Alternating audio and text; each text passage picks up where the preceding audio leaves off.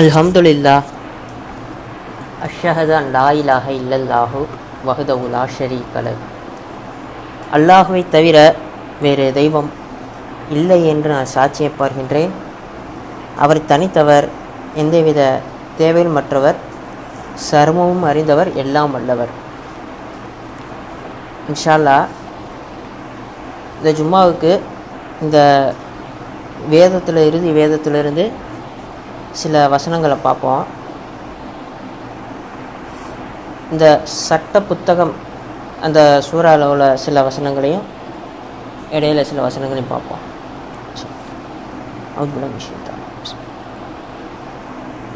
முழு உலகுக்கும் ஒரு எச்சரிப்பவராக அவர் பணியாற்றுவதற்காக தன் ஊழியருக்கு இந்த சட்ட புத்தகத்தை வெளிப்படுத்திய அந்த ஒருவர் பாக்கியம் மிக்கவர். சொல்கிறாங்க, ஃபஸ்ட் எடுத்தோன்னே இந்த வேதத்தை பற்றி சொல்கிறாரு. இந்த வேதத்தை தான் சட்ட புத்தகம் அப்படிங்கிற சொல்கிறாரு. தன் ஊழியருக்கு வெளிப்படுத்திய அந்த ஒருவர் பாக்கியம் மிக்கவர். கடவுளை தான் சொல்கிறாரு. யாரை இதை வெளிப்படுத்தியிருக்காங்களோ அந்த ஒருவர் பாக்கியம் மிக்கவராக இருக்கிறாங்க. இந்த வேதம் நமக்கு என்ன போதிக்குது அப்படின்னா, நமக்கு கடவுள் மட்டும் அப்படிங்கிற அந்த விஷயத்தை தான் போதிக்குது. அதுதான் நற்செய்தியாகவும் எச்சரிக்கையாகவும் இருக்குது. நம்பிக்கை கொண்டவங்களுக்கு நற்செய்தியாகவும், மறுக்கிறவங்களுக்கு அது ஒரு எச்சரிக்கையாகவும் அமையுது. அதைத்தான் எல்லா வசனங்களுமே இந்த பாயிண்ட்டை வச்சு தான், இந்த புள்ளியை வச்சு தான் அமைக்கப்பட்டிருக்குது. அந்த விஷயத்தை வச்சு தான் நம்ம ஒவ்வொரு வசனத்தையுமே சரி பார்க்க முடியும்.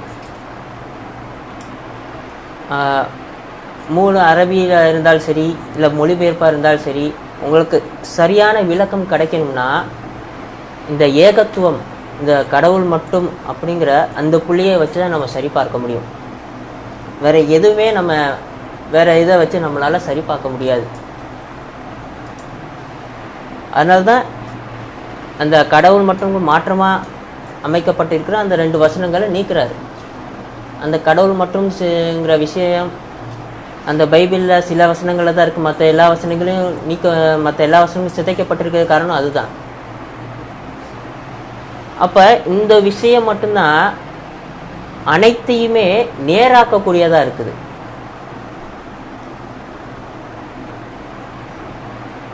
வேறு எந்த விஷயமுமே நம்மளை நேராக்கக்கூடிய ஒரு விஷயமும் இல்லை. இந்த அல்லாஹ் அப்படிங்கிற அந்த விஷயம் மட்டும்தான் நம்மளை நேர் வழியில் செலுத்ததாகவும் நம்ம வாழ்க்கையை நேரானதை ஆக்கக்கூடியதாகவும் இருக்குது. அதனால தான் நேரானது ஒரு பாதையில் வழி நடத்துறதுங்கிறார். அதை வச்சு தான் நீங்கள் எல்லாத்தையுமே சரி பார்க்க முடியும்.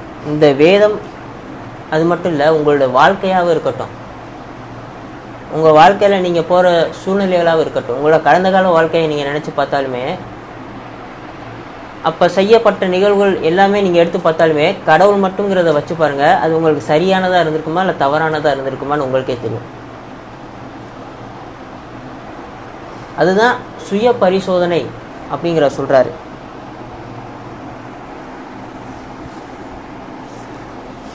அதுக்குரிய வசனத்தை பார்ப்போம்.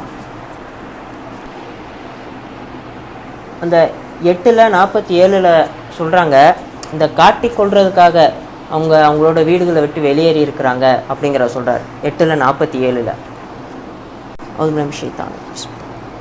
அரை மனதுடன் காட்டிக்கொள்வதற்காக மட்டும் தங்களுடைய வீடுகளை விட்டு கிளம்பி உண்மையில் கடவுளின் பாதையை பின்பற்றுவதிலிருந்து மற்றவர்களை ஊக்கம் இழக்கச் செய்தவர்களை போன்று இருக்காதீர்கள். அவர்கள் செய்கின்ற ஒவ்வொன்றை பற்றியும் கடவுள் முற்றிலும் அறிந்தவராக இருக்கின்றார். நம்பிக்கை இல்லாமல் இந்த உலக வாழ்க்கை, இந்த அவங்களோட உறவினர்கள், அவங்கள சுற்றி உள்ளவங்களுக்காக அவங்களுக்கு முன்னாடி நம்ம இதை செய்யணும், ஆனால் அவங்களுக்கு அதை செய்கிறதுல துளியும் விருப்பம் இல்லை. அதுதான் இங்கே சொல்கிறார், அரை மனதுடன். அவங்களுக்கு அதை செய்கிறதுக்கு எந்தவித விருப்பமுமே இல்லை. மற்றவர்களுக்கு முன்னாடி காட்டிக்கொள்ளணும், நான் கடவுளை வழிபடுறேன், நான் உங்களோட ஆளு தான் அப்படின்னு ஏதோ ஒன்று, நான் இப்படிப்பட்டவன் அப்படிங்கிறத மற்றவங்களுக்கு வெளி தோற்றமாக காட்டணும். அப்படிப்பட்டவங்கள மாதிரி இருக்காதீங்க அப்படிங்கிற சொல்கிறார். அதுக்கு தான் சொன்னேன், சுய பரிசோதனைங்கிறது உங்களோட கடந்த கால வாழ்க்கையை எடுத்து பாருங்கள், அந்த சூழ்நிலைகள்லாம் பாருங்கள், உங்களுடைய எண்ணங்கள், உங்களுடைய சிந்தனைகளை பாருங்கள், உங்களுடைய செயல்களை பாருங்கள். அதுதான் சுய பரிசோதனையாக இருக்குது. ஏன்னா இன்னொரு இடத்துல சொல்கிறாரு, மனிதர்களையும் ஜின்களையும் என்னை மட்டுமே வழிபடுவதற்காக வேண்டி நான் படைக்கலை அப்படிங்கிற சொல்கிறார். அதுக்கு மேலே உபத்தலைப்பு வாழ்வின் நோக்கம் அப்படிங்கிற சொல்கிறார். ஒரு நோக்கம், நம்ம எதை பற்றி ஒரு நோக்கம் வச்சுருக்கோமோ அதனை பற்றிய சிந்தனைகள் தான் நமக்கு அதிகமாக வரும். நமக்கு எந்த சிந்தனைகள் அதிகமாக வருதோ அதுதான் உங்களுடைய செயல்களாக அமையும், அதுதான் உங்களுடைய பேச்சுக்களாக வெளியே வரும், அதுதான் உங்களுடைய மறுமொழியாக இருக்கும். அப்போ நோக்கம் எப்படிப்பட்டதாக இருக்கணும்? அந்த நோக்கம்தான் கடவுள் மட்டும். அதுதான் இங்கே சொல்கிறாரு, அவரை மட்டும் வழிபடுறதுக்காக தான் எல்லாத்தையுமே படைச்சிருக்கிறேன். அது நோக்கமாக இருந்துச்சுன்னா உங்களுடைய சிந்தனைகள் அதிகமாக அதை பற்றியே யோசிக்கக்கூடியதாக இருக்கும். அதனால தான் தூதர் உபத்தலைப்பில் கொடுக்குறாரு, அடிக்குறிப்பில் கொடுத்துருக்காரு, உங்களுடைய மனதை அதிக நேரம் ஆக்கிரமிச்சிருக்கிறது தான் உங்களுடைய கடவுளாக இருக்குது. அதிக நேரம் நீங்கள் எதை குறித்து சிந்தனை செய்றீங்களோ அதுதான் உங்களுடைய கடவுளாக இருக்குது. அதெல்லாம் நீங்கள் பரிசோதித்து பாருங்கள். ஒரு நாளின் பெரும்பகுதி நீங்கள் எதை நோக்கி போகிறீங்க, உங்களோட சிந்தனைகள் எதை நோக்கி இருக்குது அப்படிங்கிறதெல்லாம் நீங்கள் பாருங்கள். அது தவறான ஒன்றா இருந்துச்சுன்னா உங்களுடைய நோக்கம் சரியானதா இல்லைன்னு அர்த்தம்.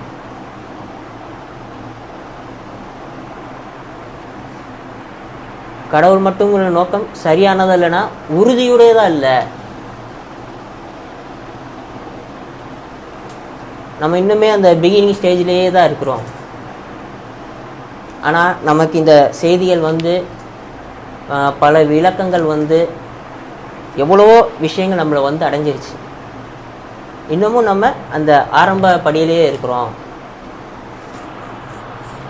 இன்னமும் நான் அப்படி தான், என்னோடய இயல்பு இப்படி தான், இந்த மாதிரி குறைகளை இந்த மாதிரியே நம்ம சொல்லிக்கிட்டு இருக்கிறோம். ஆனால் கடவுள் என்ன சொல்கிறாரு? ஒவ்வொன்றத்தையுமே மாற்றக்கூடியவராக இருக்கிறார். உங்களுடைய சுபாவங்களை மாற்றக்கூடியவராக இருக்கிறார், உங்களுடைய பண்புகளை மாற்றக்கூடியவராக இருக்கிறார். நீங்கள் விரும்பினால். யாரும் அங்கே விரும்புறதில்லை, அரை மனதோட நம்ம நம்பிக்கை கொண்டுட்டு இருக்கிறோம்.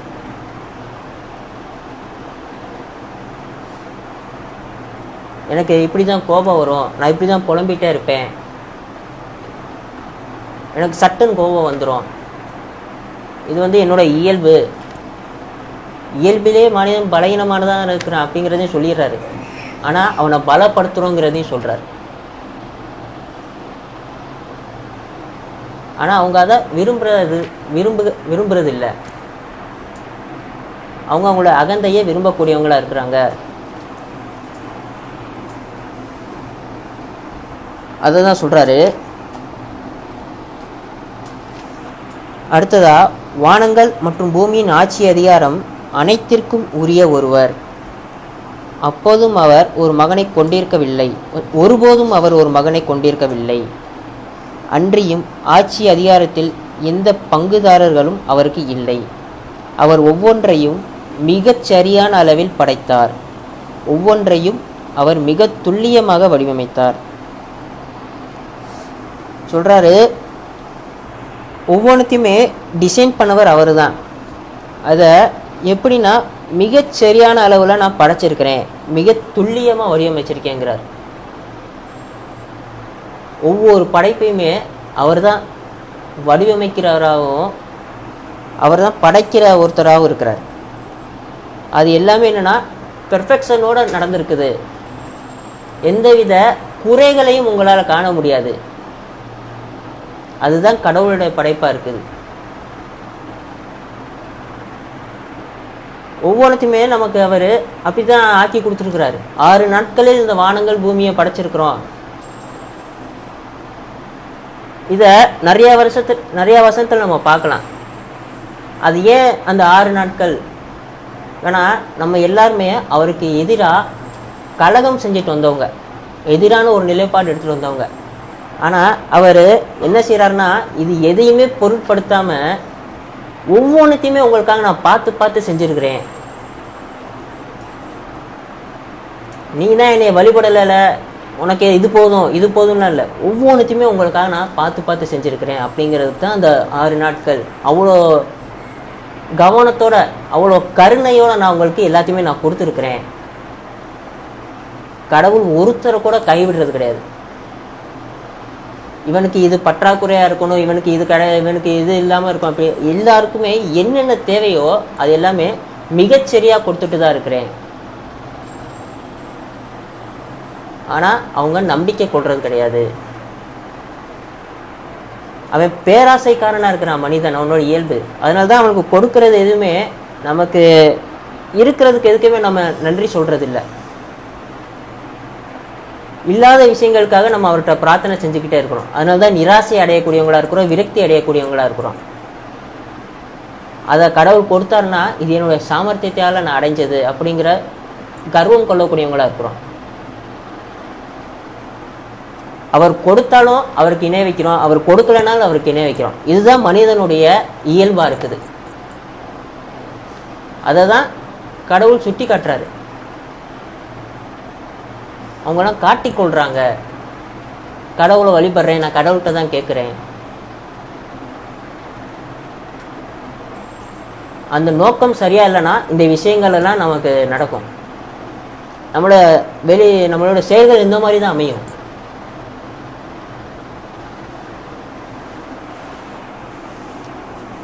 இருப்பினும் எந்த ஒன்றையும் படைக்காதவற்றை அவர்களே படைக்கப்பட்டவர்களாக உள்ளனர். மேலும் தங்களுக்கே நன்மையோ தீமையோ செய்து கொள்ள சக்தியற்றவற்றை அவருடன் தெய்வங்களாக அவர்கள் அமைத்து கொள்கின்றனர். அன்றியும் வாழ்வையோ அல்லது மரணத்தையோ அல்லது உயிர் தெழுப்புதலையோ கட்டுப்படுத்தும் எந்த சக்தியையும் அவர்கள் பெற்றிருக்கவில்லை. சொல்றாங்க, எந்த ஒன்றையும் படைக்காதவற்றை அவர்களே படைக்கப்பட்டவர்களாக உள்ளனர். தங்களுக்கே நன்மையோ தீமையோ செய்து கொள்ள சக்தியற்றவற்றை அவங்க தெய்வங்களை ஏற்றுக்கொள்றாங்க. இதுதான் முட்டாள்தனம் சொல்றார். அவங்க தான் இருக்கிறதே பெரிய முட்டாளா இருக்கிறாங்க. அவங்களே படைக்கப்பட்டதை, அவங்க படைச்சதை அவங்களே வழிபடுறாங்க. இதுக்கு அவங்க தான் அவங்க கையால் படைக்கிறாங்க, அவங்க தான் அதுக்கு இதை வழிபடுறாங்க. கேட்டால் அதுக்கு ஒரு சக்தி இருக்குது. அதனால தான் இங்கே சொல்கிற, எந்த நன்மையோ தீமையோ செய்து கொள்ள எந்த சக்தியும் இல்லாதவனை அவங்க வழிபடுறாங்க. அதுதான் பெரிய முட்டாள்தனமாக இருக்குது. இந்த முட்டாள்தனம், இந்த விஷயங்கள் எல்லாமே நம்மளுடைய அகந்தையினால் ஏற்படுறது தான், நம்மளோட ஆணவத்தினால் ஏற்படுறது. அவங்க கண்களுக்கு அப்பாற்பட்டதில் பார்க்க இயலாதவற்றில் அவங்க நம்பிக்கை கொள்வாங்க. அதை தான் இங்கே சொல்கிறாரு நம்பிக்கையாளர்களை பார்க்கும்போது.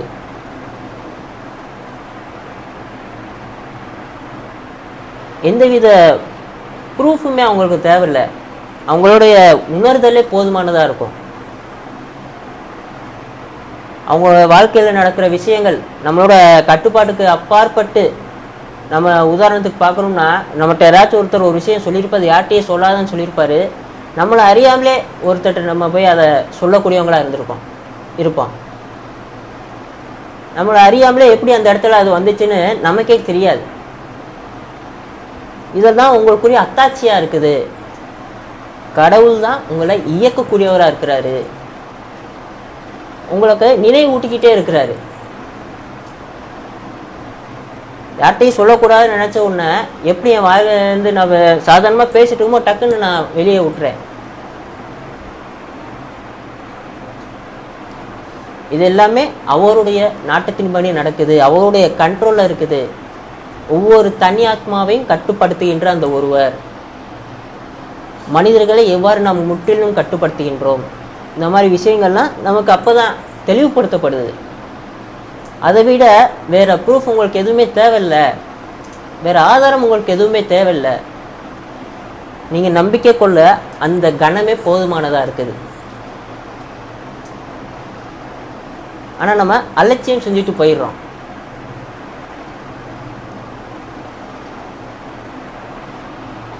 இன்ஷா அல்லாஹ் தொடர்ந்து பார்ப்போம். நம்மளோட ஆதிபாவத்துக்காக பாமனுப்பு கேட்போம். துகையில்லா அல்ஹம்துலில்லாஹ் அஷ்ஹது அன் லா இலாஹ இல்லல்லாஹு வஹ்தஹு லா ஷரீக லஹு. அல்லாஹ்வை தவிர வேறு தெய்வம் இல்லை என்று நான் சாட்சியம் பார்க்கின்றேன். அவர் தனித்தவர், எந்தவித தேவைகள் மற்றவர். இன்ஷா அல்லாஹ் தொடர்ந்து பார்ப்போம். அடுத்ததா 6:27 சொல்கிறாங்க, 27, 28 சொல்கிறாங்க.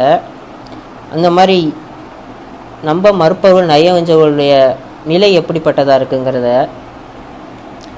நரக நெருப்பை அவர்கள் எதிர்கொள்ளும் போது அவர்களை உம்மால் காண மட்டும் இயன்றால் அப்போது அவர்கள் கூறுவார்கள், எங்களுக்கு கேடுதான், அந்தோ நாங்கள் திரும்பி சென்றிட இயல வேண்டும் என்றும் ஒருபோதும் எங்களுடைய இரட்சகருடைய வெளிப்பாடுகளை ஏற்க மறுக்காதிருந்து மேலும் நம்பிக்கையாளர்களுடன் சேர்ந்து கொள்ள வேண்டும் என்றும் நாங்கள் விரும்புகின்றோம்.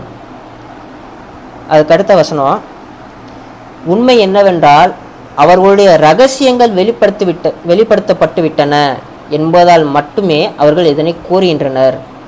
அவர்கள் திரும்பி சென்றால் மாற்றம் ஏதுமின்றி அதே குற்றங்களைத்தான் புரிவார்கள். அவர்கள் பொய்யர்களாக இருக்கின்றனர்.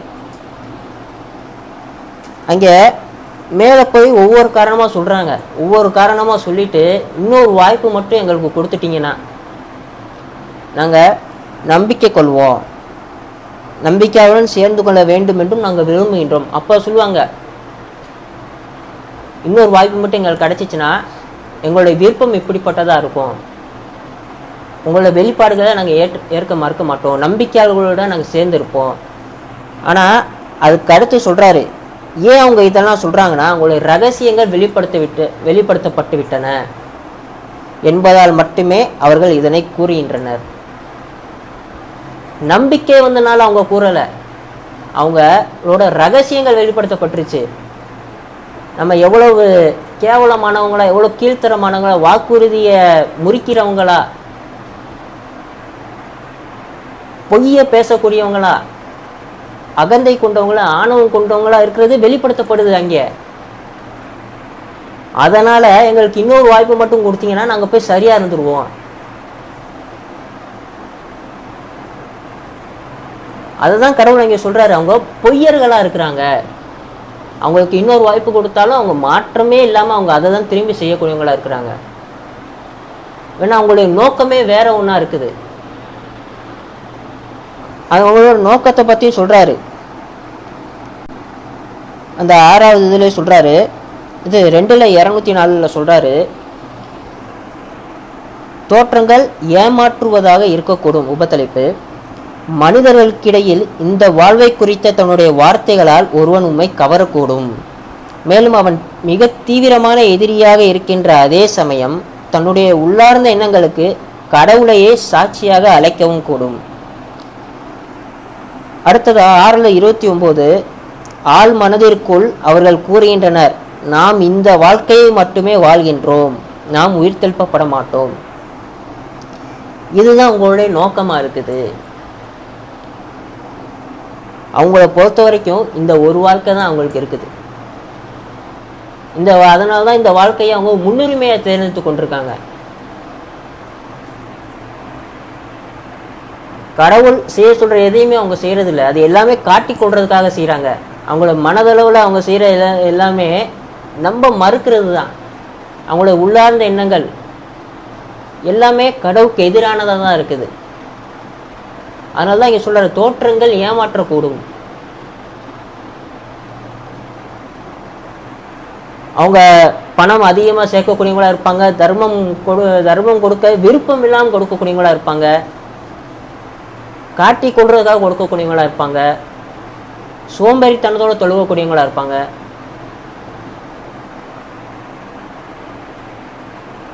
இது எல்லாமே அவங்க காட்டி கொள்றதுக்காக.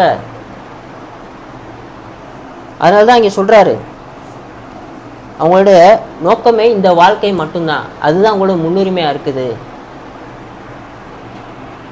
அதற்காக தான் அவங்களுடைய மறுமொழி மேலே போய் அவங்க எப்படிப்பட்டவங்களா இருப்பாங்க, வேலையானது அவளும் திடீரென வரும் வரை கடவுளை சந்திப்பதில் நம்பிக்கை கொள்ள மறுத்தவர்களாக இருந்துவிட்டு பின்னர் இந்த உலகில் எங்களுடைய வாழ்வுகளை வீணாக்கியதற்காக நாங்கள் ஆழ்ந்த வருத்தம் கொள்கின்றோம் என்று கூறுபவர்கள் உண்மையில் நஷ்டவாளிகளே.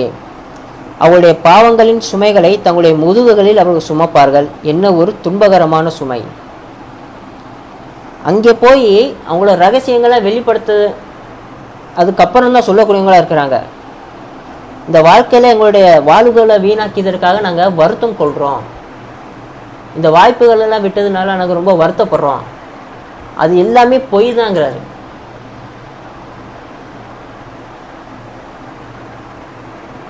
அவங்க வருத்தமும் பட மாட்டாங்க, எதுவுமே செய்ய மாட்டாங்க. அவங்களோட வாழ்வு வர எல்லாமே பொய் தான். வேணா அது எதுவுமே நம்பிக்கையோட வரதில்லை, நம்பிக்கையின் வெளிப்பாடாக வரதில்லை. அந்த இடத்த விட்டு நான் அப்படியாச்சும் போயிடணும், அதுக்காக அவங்க என்னென்ன பொய் சொல்லணுமோ அத்தனையும் சொல்லுவாங்க. இவங்க தான் என்னை வழிகெடுத்தாங்க, இவங்க தான் என்னை வழிகெடுத்தாங்க, என்னுடைய பெற்றோர்கள் தான் என்னை வழிகெடுத்தாங்க, என்னுடைய நண்பர்கள் தான் என்னை வழிகெடுத்தாங்க, இந்த மார்க்க தலைவர்கள் தான் எங்களை வழிகெடுத்தாங்க, அவங்களுக்கு 2 மாதங்கள் தண்டனையை கொடுங்க. அதான் மோசஸ் சொல்கிறாரு. மோசஸ்ட்ட அவங்க சமூகத்தால் கேட்குறாங்க, முந்தைய தலைமுறைகளை பற்றியது என்ன? அதனை பற்றிய அறிவு என் இரட்சகர்கிட்ட தான் இருக்குது. அவர் ஒருபோதும் யாரையும் மறந்துறதும் இல்லை, கைவிடுறதும் இல்லை. எல்லாருக்குமே தேவையான வழிகாட்டல் வந்துக்கிட்டு தான் இருக்குது. உங்களுடைய ஆன்மாவுக்கு நீங்கள் தான் பொறுப்புங்கிற சொல்கிறாரு.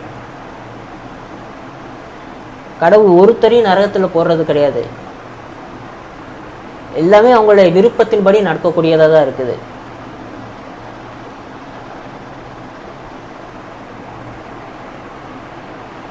அவங்களுடைய நோக்கங்களே தவறானதாக இருக்குது. அதுக்கேற்ற மாதிரி அவங்களுடைய சிந்தனைகள் மாற்றி அமைக்கப்படுது, அதுக்கேற்ற மாதிரி அவங்களுடைய செயல்கள் அமையுது. அதனால தான் இந்த நோக்கம், சிந்தனை, செயல் இது 3மே படிப்படியாக வர்றது தான். நம்ம கண்ணால் பார்க்குற இந்த செயல்களை வச்சு நீங்கள் யாரையும் எடை போட முடியாது. தோட்டம் ஏமாற்றக்கூடும்.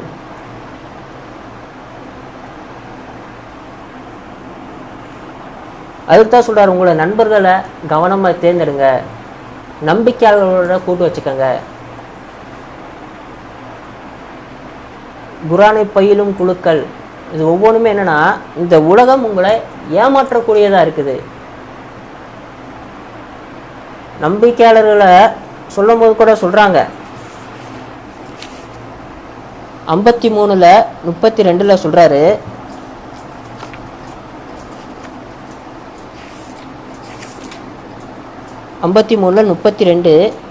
அவர்கள் சிறு குற்றங்களை தவிர பெரும் பாவங்களையும் வரம்பு மீறுதல்களையும் தவிர்த்து கொள்வார்கள். உம்முடைய இரட்சகரின் மன்னிப்பு மிகவும் அளப்பரியதாகும். மண்ணிலிருந்து அவர் உங்களை துவக்கியது முதல் நீங்கள் உங்களுடைய தாய்மார்களின் வயிறுகளில் கருக்களாக இருந்த சமயத்திலும் உங்களை பற்றி அவர் முற்றிலும் அறிந்தவராக இருந்து வந்திருக்கின்றார்.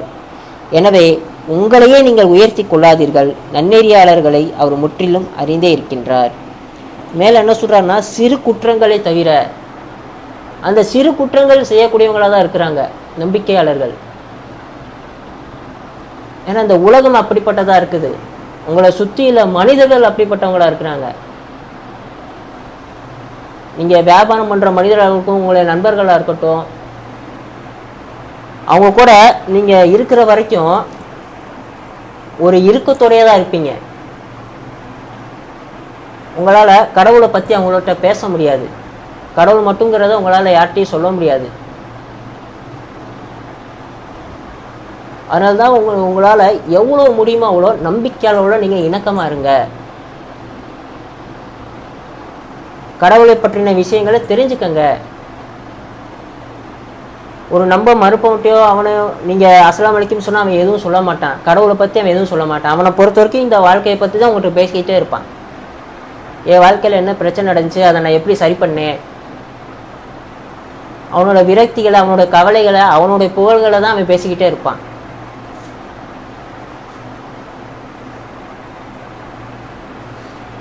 அதுதான் கடவுள் நமக்கு ஒவ்வொரு விஷயமா சொல்லித்தராரு. கடவுள் இதை செய்யாதீங்க, இதை செய்யுங்க, இதை செய்யாதீங்க, இதை செய்யுங்கன்னு அந்த கட்டளைகளை சொல்கிறாரு. அந்த ஒவ்வொரு கட்டளையுமே நமக்கு எவ்வளோ நன்மை தரக்கூடியதாக இருக்குங்கிறத நம்ம அனுபவிச்சாதான் தெரியும். ஒரு நம்பிக்கையோடு இருக்கும்போது நம்மளுடைய நிலை எப்படிப்பட்டதாக இருக்குது, ஒரு நம்ப மறுப்பவனையோ ஒரு நைய வஞ்சகனையோ இருக்கும்போது நம்ம நிலை எப்படிப்பட்டதாக இருக்குது நீங்களே யோசிச்சு பாருங்கள். நம்மளால் இன்ஷா அல்லாஹ் அல்ஹம்துலில்லாஹ் இப்போ நம்ம கடவுளை அவங்க சொல்கிற விஷயங்களுக்குலாம் நம்ம பேச முடியும், கடவுளை முன்னிலைப்படுத்த முடியும். ஆனால் ஒரு வேற்று மதக்காரங்க இந்த மாதிரி மற்றவங்களை பொறுத்த வரைக்கும் உங்களால் அதை ஈஸியாக செய்ய முடியாது.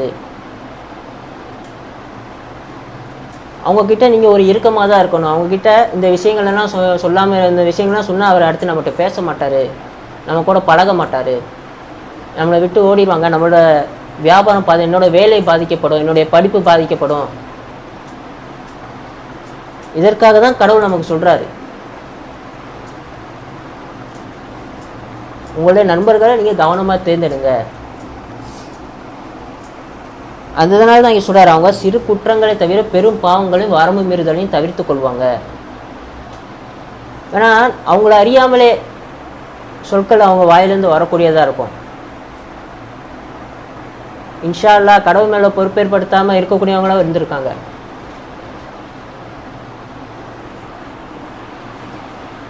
இன்ஷா அல்லாஹ் நம்மையும் கடவுள் ஒரு நல்ல நிலைக்கு நம்பிக்கையோட இணக்கமாக இருக்கிறதுக்கு, நம்மளை கொண்டு போகிறதுக்கு, நம்மளோட சிந்தனைகளை மாற்றி அமைக்கிறதுக்கு, நம்மளுடைய நோக்கங்களை அவரை நோக்கி மட்டும் வழிபடுறதுக்கு, அதனை குறித்து நம்மளை செலுத்துறதுக்கு அவர்கிட்ட பிரார்த்தனை செய்வோம்.